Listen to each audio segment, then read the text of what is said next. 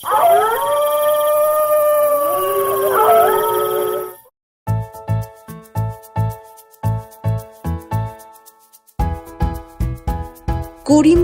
গরিব চাষি ভুবনের একটা পোষা মুরগি ছিল।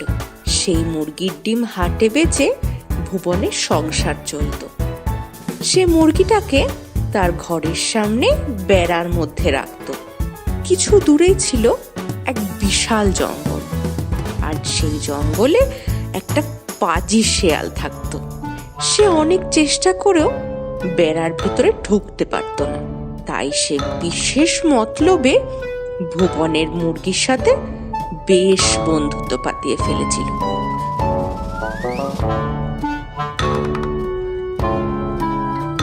একদিন সন্ধ্যার দিকে মুরগিটা উঠোনে হেঁটে বেড়াচ্ছে। এমন সময় শেয়াল এসে বলল, কি হ্যাঁ মুরগি বন্ধু, কি করছো? খাওয়া দাওয়া হলো? আরে শেয়াল ভাই যে, এই সন্ধ্যের দিকে একটু হাঁটাহাঁটি করছি আর কি। তুমি এদিকে কি করতে? আর সত্যি কথা কি বলবো তোমায়, এই যে বড় জঙ্গলে আমি থাকি, একটা মনের মতো বন্ধু নেই আমার, জানো। তাই তো তোমার সাথে একটু গল্প করব বলে চলে আসি।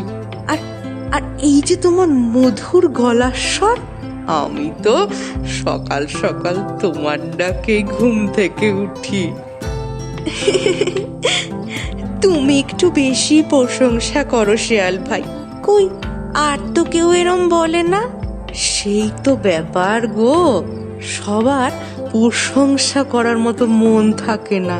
এই যে আমি ভাবি, তো তুমি যদি আমাদের সঙ্গে জঙ্গলে থাকতে কত ভালো হতো। তোমার মিষ্টি মধুর ডাকে সকালের ঘুম ভাঙতো। কি যে তুমি এই বন্দি হয়ে থাকো না, দূর। কি যে বলো, মালিক আমার বড্ড ভালো মানুষ। আমি ডিম দিই রোজ, আর মালিক আমায় পেট ভরে খেতে দেন। আমি বন্দি কই, আমি তো ভালোই আছি। সে কি, তুমি তোমার ছানাদের বিক্রি করো? সেটা তুমি আবার গর্ব করে বলছো? ছি ছি বন্ধু, ছি। কিন্তু শিয়াল ভাই, এটাই তো নিয়ম।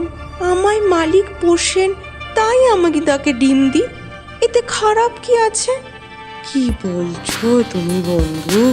তুমি একজন মা হয়ে নিজের সন্তানদেরকে বেঁচে দিচ্ছ, আবার বলছো কি ভুলেতে?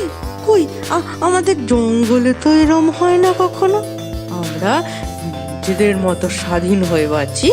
তুমিও চলো, মহা আনন্দে থাকবে আমাদের সাথে। শিয়াল ভাই, তোমার কথা ঠিক, আমি জানি, কিন্তু সন্তানদের বেঁচে আমি অন্যায় করছি। কিন্তু তোমার সাথে জঙ্গলে গেলে যে আমার বিপদ হবে। সবাই কি ওখানে তোমার মতো ভালো বলো? যদি আমায় মেরে ফেলে? দুঃখ দিলে বন্ধু, তোমার শিয়াল বন্ধু থাকতে অন্য কেউ তোমায় খাবে? মানে মানে আমি তোমায় রক্ষা করব। তুমি বেরিয়ে এসো, এই বেড়ার ফাঁক দিয়ে বেরিয়ে এসো। চলো আমার সাথে জঙ্গলে, তারপর দেখবে জীবন কাকে বলে। এই শুনে মুরগি বেড়ার ফাঁক দিয়ে বেরিয়ে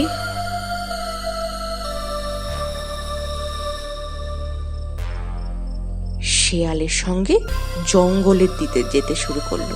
কিছু দূর যেতেই ঘাড় মুটকে ধরলো মুরগি।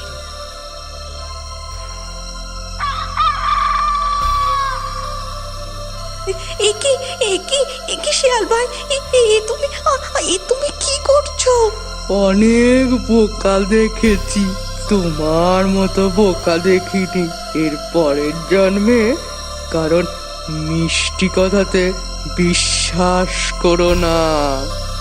বলে শিয়াল মুরগিটাকে সাবার করে ফেললো, আর মুরগিও নিজের বোকামির শাস্তি পেল। গল্পটা ভালো লাগলে লাইক করুন, কমেন্ট করে জানান কেমন লাগলো, শেয়ার করুন নিজেদের বন্ধু বান্ধব আর রিলেটিভদের সঙ্গে, আর অবশ্যই আমাদের চ্যানেলকে সাবস্ক্রাইব করে দিন। আর আমাদের নতুন নতুন গল্পের নোটিফিকেশন পেতে সাবস্ক্রাইব বাটনের পাশে বেল আইকনটা এক্ষুনি প্রেস করে দিন।